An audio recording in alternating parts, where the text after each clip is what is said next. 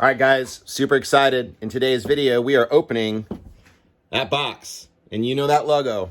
That is Rugged Radios. So I'm super excited to put this system into my car. So let's dig in.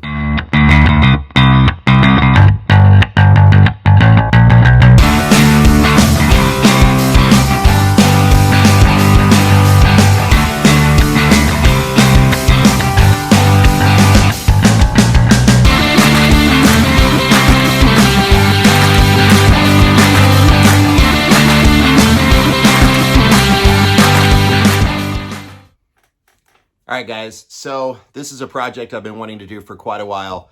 I've kind of been putting everything together and how I want to do my intercom radio system for my X3. In comes, Rugged Radios. I went through Vivid Racing. They're a dealer for a Rugged Radio. They offered me a great deal on the units. They just drop ship them directly from Rugged Radio. So thanks, Vivid Racing. And I've got my G-Force helmets, which were, you'll see in the other video, which is our video with our pumper system. I switched over to the G-Force, which is now called Amped Off-Road. This G-Force is their older brand. The new branding is Amped Off-Road. Same helmets, just depends if it says Amped or G-Force, you're getting the same thing. This is their Air Charge helmet, which has their pumper system on it. And then we're gonna pair this up with the Rugged Radio headset, or helmet kit, excuse me, the helmet kit, which actually will integrate right into this guy. So that's pretty cool. So let me show you what I've decided, the components I've decided to go with, and then we're gonna dig into the full installation in the CanAm. So check it out. Okay, guys, so let's dig in here. I've already opened it up. It doesn't come packed this way. It's got a nice padding and stuff to keep everything safe. So we've got our helmet kit. We actually have a total of 4 of those guys. So we got our 4 helmet kits, which are gonna go inside our Amped Off-Road helmets. And then also I've got a couple kids helmets that are gonna go in as well. We went with the radio, or the intercom itself. I went with the 696. The 696 is super cool. This basically will actually take up to 8 people, I believe. It's like an 8-place. So if you buy their 2-person system, it can come with this. If you buy the 4-person, it comes with this. So it's nice that you don't have to buy in a different intercom if you decide to expand. So if you, let's say, started off with a 2-person vehicle and bought this unit, and then you go buy a 4-person vehicle, no problem. The other thing I like about this is that little symbol right there. We got some Bluetooth. So I like the Bluetooth aspect of it because with the exhaust system and everything that's going on and all the noise that's in the car, if you want to listen to some music, there's no better way to do it than a set of headphones in your helmet. So this is going to tap right into our music, so that's really cool. So for mounting options, they have a new multi-mount. So that's the little MM here. So the multi-mount is really cool because you have your traditional mount, like you've probably seen, and I'll open this up here in a little bit and show you what it looks like. But with the multi-mount, you have these little face plates that go in. So the purpose of this is if you got your intercom, and then this spot up here is for a radio. Now, if you ever decided to get a different radio, instead of having to ditch the whole thing, you can just buy a new little plate. So these plates they basically bolt in and out of the front of the mount. So a lot better than their old situation, which was, you kind of had to buy a whole new unit. Now, I did get the side panels. So we're gonna run the side pedals on it. That helps kind of stow away all the wiring and all that stuff. So it's gonna keep that out of the way, and it gives it a really nice, complete finished look. One of the things I got is I'm gonna run, this is called their switch plate. And I'm gonna show you what this is. So since I'm actually not running the radio, I'm actually gonna run 4 switches right there above the intercom instead. So I'm opening myself up to 4 new switch positions, which when you start adding a lot of accessories to a CanAm X3, those switching spots, they're pretty valuable territory, valuable space, real estate. So instead of having to cut switches out in my center console, I can just pop this guy in here, and then I can get 4 more switches. Now, the only way that you can use this switch kit with the multi-mount is if you get the one that's for their RM60 radio, okay? So if you get the multi-mount that has, for any other of the radios, this switch plate will not work with it. So this was designed specifically around their RM60 radio, so you got to get that. So a couple more things that are in the box here. We've got some of our mounting hardware, and then got a couple cables here. So these are our intercom cables. There is total of 4 of these. There's 2 that are actually in the box that comes with it, and these are the 2 for the back seat. And these are all marked, so whether it's driver, co-driver, passenger, which is cool. And then I also got, for my application, the CanAm XL, which this is basically to convert from the Kenwood style plug-in, which is this little guy right there, the little 2-prong with the gold, that one. That goes into my radio. And then this guy will go into the back of the intercom, okay? So this is going to allow me to hook up my handheld radio with the Kenwood connector right into my intercom. So I'm going to use my same handheld radio. Now inside your actual kit, I've got my driver and co-driver cables, some stickers, instructions. Again, I already opened this, so it doesn't come packed like this. But you've got your 696 unit, super nice, really good, all fused and ready to go. And then you've got 2 push-to-talks. This push-to-talk is the co-driver push-to-talk, and then this one is for the driver, which goes on the steering wheel. So I'm going to mount this second push-to-talk on the little grab handle that's for the passenger. All right, so we got a mess of stuff to work with here. So we're going to dig in. I will tell you the multi-mount unit. If you've seen some of the videos of installing this, it is not for the faint of heart, because you will be cutting your dash on your CanAm X3. Now, CanAm X3s, these are expensive cars. They are not cheap. Once you go this route, you're not going back. This is basically, you're making that commitment, which to me, this is a lot nicer setup than just the molded plastics in there. You got a nice, painted metal fabrication here, which I think it's going to look a lot better in my opinion. It's going to be nice and robust. So let me show you where we're going to be cutting this piece out, and let me show you the alternative option if you didn't want to actually cut. So right down here, this is what you're going to cut out, where that little start button is, right underneath those switches, right basically about that line right there. It's right under the switches. You're slicing this whole guy off and taking it off. You're going to remount the switch button, the starter button down a little bit lower. You'll be seeing that. So the other option is you could put the intercom right here, but I have the device holder. This one's actually not the CanAm branded one. CanAm makes one. You can get a lot of off-brands that are pretty much the exact same thing that are a little more inexpensive. I run an iPad 10 here, and I love having my iPad 10 here because that's going to be my GPS. I use Gaia, Google Maps sometimes. I can control my music from here. I can control my whips. So this is like command central. If I want to run a GPS speedo, I could run it right there. So with the iPad 10, it really integrates as your kind of control system. So I don't want to lose that. So instead, my intercom is going down here, which I like that look anyway, and I wanted to get those extra switches too. So, all right, guys, so we're going to get after it here. I'm going to start by showing you how the multi-mount works. We'll unpack that, and then we're going to dig into cutting the dash and go from there. Okay, so first thing I did is I just unpacked the multi-mount kit. So let's take some paper off this guy, take a look.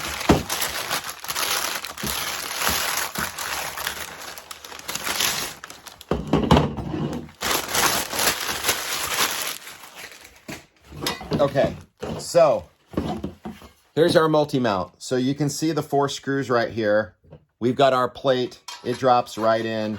So if I ever changed my mind, this guy can stay married to my car, and I can take those 4 screws out, remove this, and put something different in here. There's our relocation of our start button. So right now the start button's right about here. We're going to be dropping it down here a little bit lower.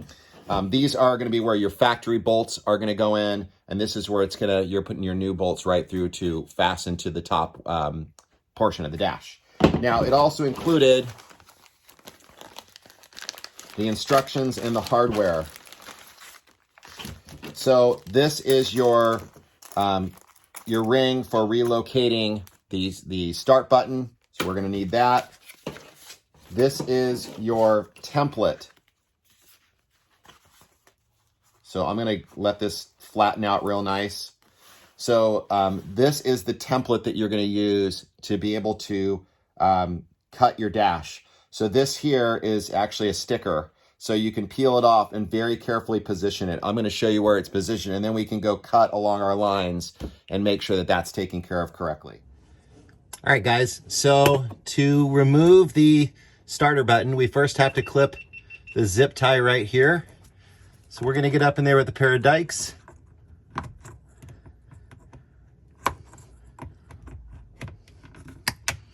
Clip that guy off, pull it free.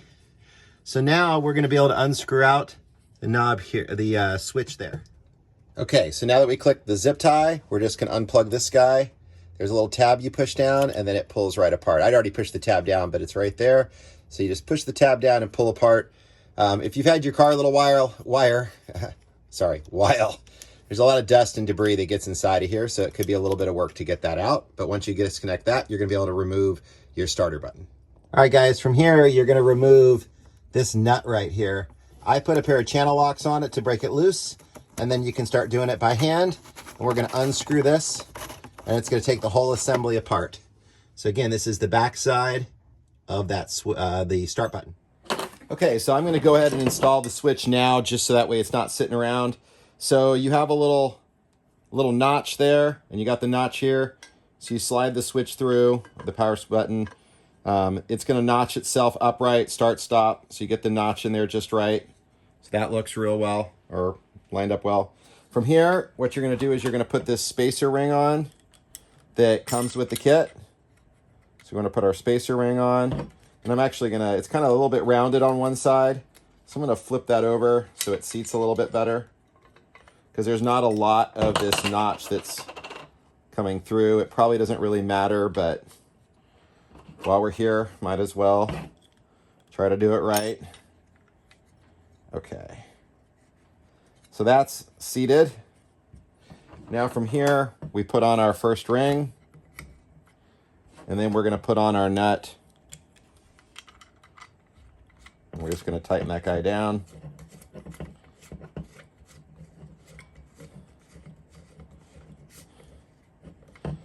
It was pretty tight when I unscrewed it, so you can put a little wrench on there and give it a little torque just to tighten it up. But now our switch is mounted all nice and ready to go. All right, guys, so our next step is to take this template and add this template right here to be able to make our cut lines. Basically, the little tips of this guy you see right there says position right under switch divider. So these are our switch dividers. So we're basically going to put this guy right on, and then we can mark it. Okay, guys, so we've adhered the template on there. You can see it's right underneath the switch dividers. And then over the side here, you can see where we're going to basically cut along here. We're going to go up and then just straight across.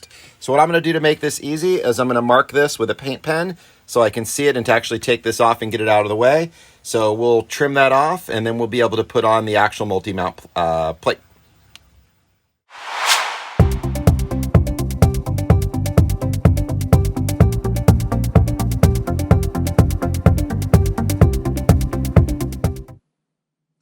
Okay, guys, so like you saw in the time lapse, I trimmed it all out. This guy just pops right off.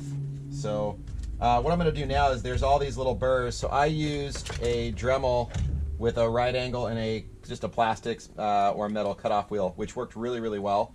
You can see I went through it pretty quickly. So from here, what I want to do is, so you got to clean all these little burrs off. They just kind of, if you wiggle them back and forth, they just pop right off.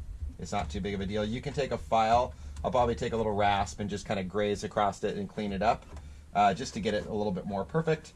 And then the residual paint pen that I left from my marking, I can go back and I can take care of that. Now, what you want to notice, this guy does move now. So when you mount this guy, let's see how it fits. So fits pretty good. I don't think I'm going to want to change it at all. I think I cut it the right way because I got just a little gap in there. So I think I'm good to go. So when you mount these screws through here, it sets, I don't know if you can see that. Let me angle up a little. There we go. So this sets the height of this dash. So you want it up there like that. That's probably going to be just right. That way this guy's not hanging down low. So you'll want to make sure you line that up. So I'm pretty happy with the way it came out. So at this point, you can put the screws that came out of the bottom, you can put these guys back in. You probably saw at the beginning of the time lapse I took those out. So if you want to go ahead and screw those guys in, that way it stays put. So I'm going to go ahead and do that right now. I'll put down a little so you can see. So these are just these Torx, and it uses a T30 like pretty much everything on a CanAm. It's like CanAm's all about the T30, man. They really like that T30. So I'm going to just go ahead and tighten these down. They're easy to take out later if I need to take this back out for some reason. So at this point, what we're going to want to do, let me get this guy snug. There we go. So, you know, in my opinion, it looks a little nicer, this kind of molded plastic thing compared to this real clean flat. Once I get the intercom in there, the switches, I think it's going to look real nice. And then all this, again, we can clean up. Actually, probably shouldn't have screwed those in because I'll probably go back and take it off and clean this up real quick off camera. But we're now going to shoot screws through these sides, which is going to anchor the top part. So that's going to be the next step, is to kind of shoot some screws in here. So I'll do that here in just a moment. And then, but let me clean this up first. We'll come back, shoot those screws in, and then we're going to take a look at what it looks like with the actual intercom panel and everything. Hey guys, so I went back and I cleaned up the inside of this, so it's nice and clean. I put my 2 bolts back in here, so that way I've got those guys where we want them. When you tighten these bolts down, it sort of pivots it forward, which in turn helps push this up, so you can kind of help it get up. Now, one of the things that you're going to look for is on this side right here, there is a little bit of a groove. So you want to make sure that this guy sits up first, and then you're going to match it on this side.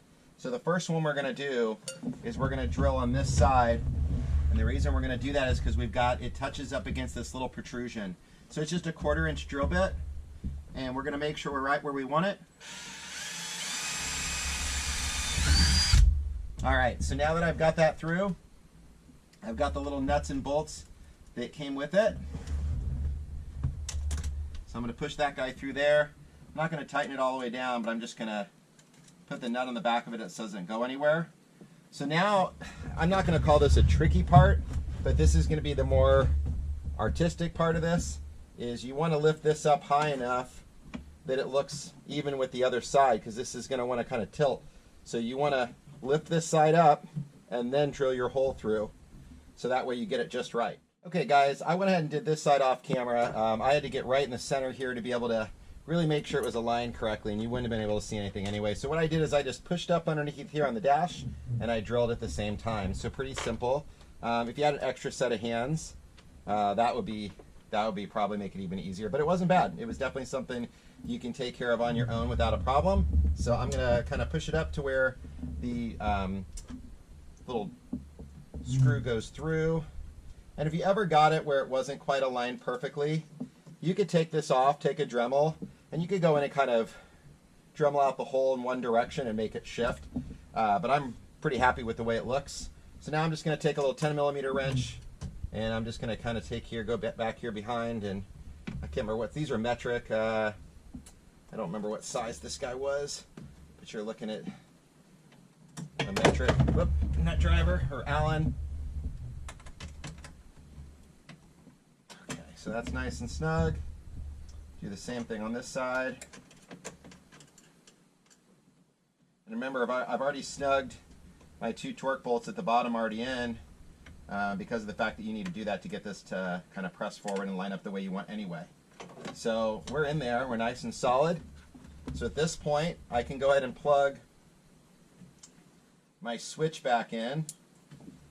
And now that guy's working and everything looks good there. Okay guys, so now that we've got our frame mounted, I went ahead and mocked up the intercom. And I'm going to start running the cables through here because I want to get all my wiring done. One of the things I can tell you it's going to make things easier is when this when the intercom is in there, it drops down in here. And this guy comes right down about here, which is fine, but I want to run wiring through this. So I'm going to uninstall this plate, which you haven't done before. It's just 2 screws and then a couple clips on the back side. I'm going to take this guy off. I'm going to drill a large hole through the center of it, because at this point, you want the side panels still, but this back, you're never going to see it again because it's going to be completely hidden if you have the side panels, which I do. So we'll never be seeing that again. So I'm going to go through, I'm going to take that out. I'm going to cut a large hole here and route my wiring through there so I can then kind of channel it and drop it back down in. I've already got my push to talk button set up. So you want to run a little coil with a zip tie so there's not a pressure on the pulling on the cable. And then I've got this guy run down through here. It drops down here with a loop. So as you turn the steering wheel, the coil goes with it. And then I've already got it run back around and up inside there. So push to talk is good to go. Now I want to go through and bust this guy out so I can start running my intercom cables so I can get those routed out to the seats. So I'm going to pull that off and I'm going to drill it out with a hole saw and I'll show you that.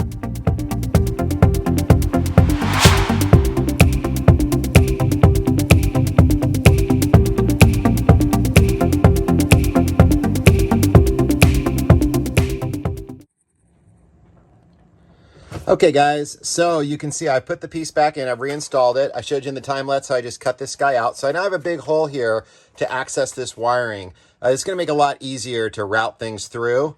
So it's gonna kind of get a little jiggly here because I'm gonna do this with one hand. But I wanna show you.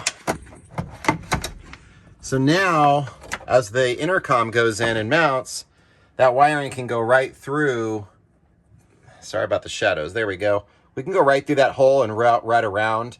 So if I need to go like through the hole and back around this backside to drop down, same on the other side, it's just gonna give me a lot more flexibility to work with. So I highly recommend doing this. Remember, you've already cut the front of this guy out. So I mean, you're not going back. You're kind of committed at this point. So this, you know, this is an inexpensive part that's now married to the car. Cutting this out here will make no difference because you're never gonna see it with these big side panels. They're gonna cover this on each side. So we're good to go. So it also it just gives you more room to work with. So at this point, what I'm going to do is I'm going to start kind of routing some wires through. So right up here, you guys can see that this is the fuse box that we installed in our wiring video a while back.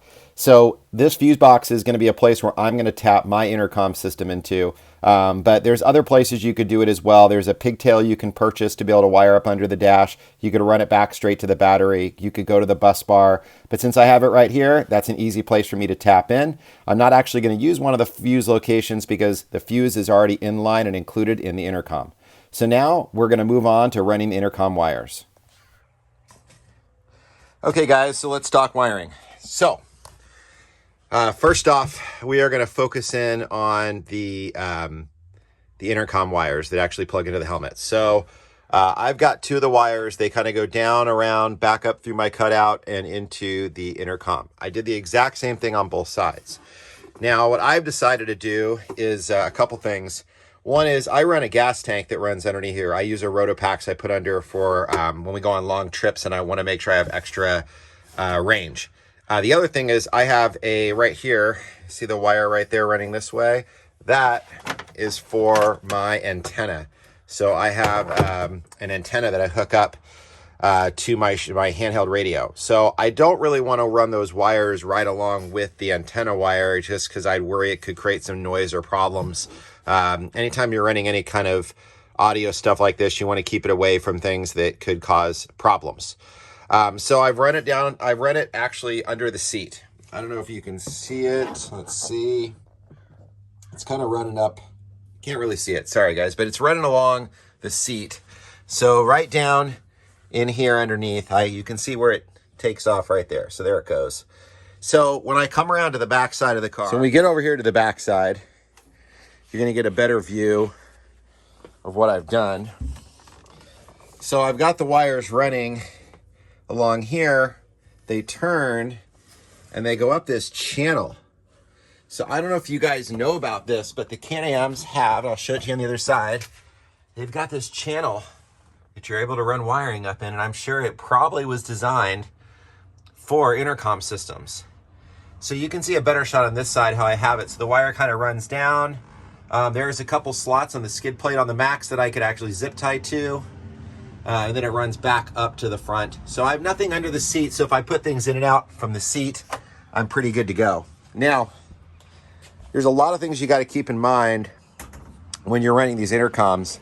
One of them is you're going to want to consider with the helmets and everything you're doing, you want to make sure it's going to be really accessible. So my helmets which are the amped off-road air charge helmets. The way I have them set up, both my air is obviously on the left side, and I'm going to have the radio on the left side, the intercom, sorry. So the helmet kit coming off the left side with the air, you keep everything together. So when we go back to the car, I'm going to run my intercom connection right with my air hose. I'm going to do the same thing on the other side. I've already got it Velcroed to it. So what this is going to do is it's going to make it easy for me to just grab and plug things in. Now, both of my helmets are on the left-hand side, so it was logical to do the, obviously do the air pumper on the left, and then the intercom on the left and the left, okay?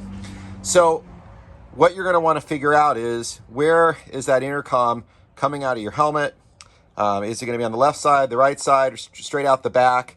If you decide you're doing a pumper system, you'd want consistency. So whether I sit in this seat or that seat, passenger or driver, I want to make sure everything's all aligned on that left-hand side. So it creates consistency. Now, one of the challenges I have is getting the wire routed.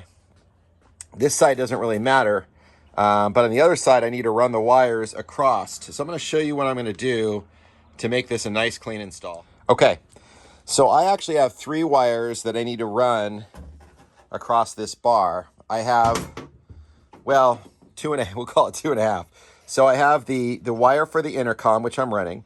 I also have a power wire that runs over to my helmet air system, my pumper system. Now I also have the back seat intercom. And what I want to do is I want the back seat intercom wire, kind of like you see on the other side. And I haven't wrapped this up and cleaned it up yet, but it's going to come right across the top and hang down. Not that long of a cable. I'm going to kind of reel that back in. So basically what I want to do is I want to run those wires across here, so that way it connects to this guy and then loops over for my intercom. The problem is I can't get the rubber padding to really clamp down with that many wires. So these rubber pads come right off. Again, this is on the Max. It's going to be different if you're when you're dealing with the 2-seater, but with the 2-seater it doesn't really matter, because that bar, you can run wires on the back side of it and no one's going to be accidentally grabbing them or messing with them. Here, I don't want anyone to grab the wires or accidentally, tug on something when they're in the back seat. So I took off this foam protective pad. It's only 3 screws that take it right off. And what I'm going to do is I'm going to actually notch it. I'm going to cut a little notch in here so there's a channel for the wires to run through here.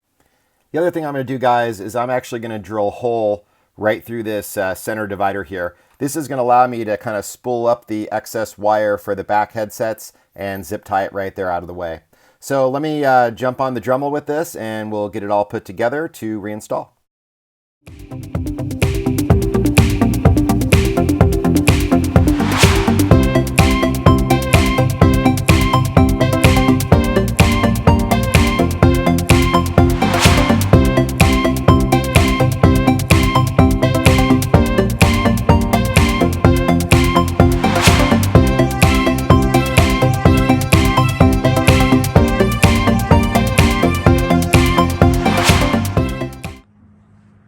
All right, guys, so I don't know how well you were able to see with the time lapse, but I've got all my notches cut. So first off, this is my passenger side one. I've got my hole here that I drilled through, going all the way through on both sides. So this is going to allow me to run a zip tie through this. This is going to be my coil for my rear passenger side intercom. And then I have my channel that runs right there. See that little channel that goes all the way down through on the inside? Right there, that channel. Okay, guys, so we're going to put together the multi-mount face scenario. So I want to show you that again. So their new system, instead of just having like one big mount, which you actually permanently install in the car, they now sell these little inserts. So there's different inserts to accommodate the different radios and intercoms. So the one we're utilizing is the for their RM radios. And I already have my switch mount. So this little metal frame here, which I showed kind of earlier in the video, I've already snapped my switches that I'm going to be installing in. And this guy is just going to basically slot right in there like that, which is really nice. So if you're running a like one of their radio systems or an RM or a Kenwood or any of those, you can put your radio in the slot as long as you have the appropriate face. So in this case, we're running that guy, and then we're gonna have our intercom, which is gonna complement that. So when this is all said and done, give you guys kind of a mock-up here. That's pretty much what it's gonna look like, which looks really cool. So we've added 4 new switch spots, got our intercom mount. So all you gotta do is you gotta bolt this stuff together on the backside.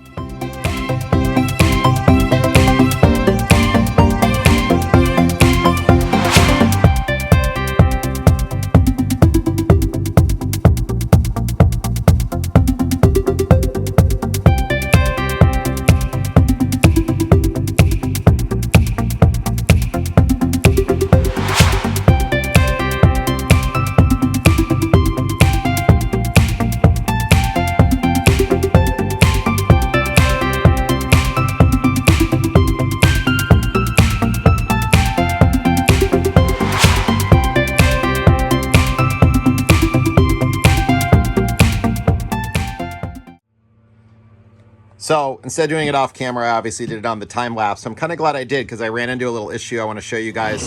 So I'd already installed my switches inside of the switch housing before I went to assemble this whole thing. You don't want to do that. You'll see in the time lapse, I actually had to take the 2 out on the ends out. So what you want to do is you want to install this, this center metal piece first without the switches. And then your radio, or not radio, I'm sorry, intercom, sorry. So you'll do your panel mount, your intercom, then do your switches. Then it goes together a lot smoother, and now it lines up really well. The switches flip and work correctly. There's no catching. It's really a tight fit right in there. I don't know if you guys can see that, but you definitely don't want to be doing that trim piece first. So again, switches, or do the trim piece first, sorry, then do your switches. Okay, so this is looking great. So now what we're gonna do is we're gonna go get this installed into the actual multi-mount housing, and then I'm going to show you my wiring setup and how I get all that together. So we'll keep trucking along here. Okay guys, so I've just set this guy in here. The nice thing is all your wiring is easy to access the back of the switches. You just have 4 screws, these 2, and then there's 2 down on 1 on each side down below, so a total of 4 all the way around. So those 4 screws make it easy to pull this out and do any kind of wiring adjustments or changes with the switches. So I've already wired up the majority of it. I've got them all labeled, my chase bar, my whips, my helmet pumper system, rock lights. I've got all these labeled already, so that way I can just go through and plug in each switch. Now once I get all this plugged up, I will show you, this guy is just gonna drop right in here. So you can see how clean that's gonna look. And then it's still not aligned, but the 4 screws are going to go in. And then, of course, you can access all your wiring from the side panel. So you could easily take a side panel off and get to the side of it. You can also take these 4 screws out and just put this whole panel out. Before, it was such a ordeal to get these in and out. You had to actually remove the main piece. You don't want to deal with that. So our dash is coming together. It is looking really good. I'm super happy with this look so far. So I'm going to just kind of clean up a little bit of the wiring, and then I will kind of show you more when it's all wired up and ready to actually put these 4 screws in. We're also going to install a noise filter, which I'll show you how to do that, which is super easy. All right, guys, so this is our audio filter. The way you're going to install this, it's really simple. So I already have the plug for the intercom here. I've actually hardwired this right into my fuse box. It already has an inline fuse, so you don't have to use a fuse spot. You can also use, if you're not running a bunch of other stuff under here, there's this little pigtail that you can get. They've got these on Amazon that plug in, and they give you a positive and negative coming off of it as well. So basically all you need to do is put this guy right in line from the power from your intercom to the power on the car, that switch. This guy just plugs right in between the two, which is really simple. And if I have to, if I don't like the way it works, I can access it from the side and remove it. So that way I can get it in, test the system, make sure I'm happy with the audio sound. So I already kind of mocked this up temporarily, and I was getting just a little bit of noise. So I want to try this audio filter to see if it helps with the noise. Okay guys, so I got my switches all wired back up. One of the tips I'll tell you is when you, if you're moving switches around, take all the wiring from the one switch and just kind of tape it together like this so it keeps it all together. That way you're organized. Now on the back here, this plugin is pretty simple. They give you a diagram. Everything's color coded, so it shows you like these are the helmet, the driver and co-driver, then the push to talks come in underneath. Then you've got your, in my case, I'm running the back seat, so I got the 2 passengers. The power I showed you earlier, I went ahead and plugged in line that little audio filter, so we got that. The only thing that's not plugged in is the radio port, which I'm gonna run out the side and down because I'm gonna run a cable to an exterior radio instead. So at this point, I've got everything all plugged in. I tested the power, so always make sure you do that. So before you go ahead and start putting things, completely away, just tap the button, make sure everything lights up. So see there, I got a rock light one that's not lighting up, so I need to check the wiring on that. But the radio's all in there, everything's all good to go. So I'm gonna get this all put back together, put my 4 screws in, and I'll show you what it looks like when it's finally wrapped up. Okay guys, so here it is. We're wrapped up. We've got our 4 screws in, so that's taken care of. When I power everything up, it all lights up and everything's wired correctly. I put my side panels on. There's just 2 screws on each side to be able to mount the panels. Real simple. You can also see there I've got my handheld radio mounted, and that is plumbed into the intercom system as well. So at this point, everything's working correctly. Audio-wise, the audio worked really well. The audio filter itself did help clean up some of the sound. I did need to add an additional ferrite choke to the power wire on one of my LED light bars because it was adding an additional whine. Okay, so as far as adjusting the unit, it's pretty simple. You've got your Vox adjustment in the back. You've got your volume, which is right in the front of this knob. So that adjusts our volume. Down here, I'll adjust my volume separately for my incoming radio transmission. I've got my pause and play button for the Bluetooth, and I've got my buttons to advance the tracks and adjust the volume. So guys, that's pretty much it. The system went great. Please like and subscribe. If you have any questions or comments, put them below. In another video, we'll put the helmet kits in.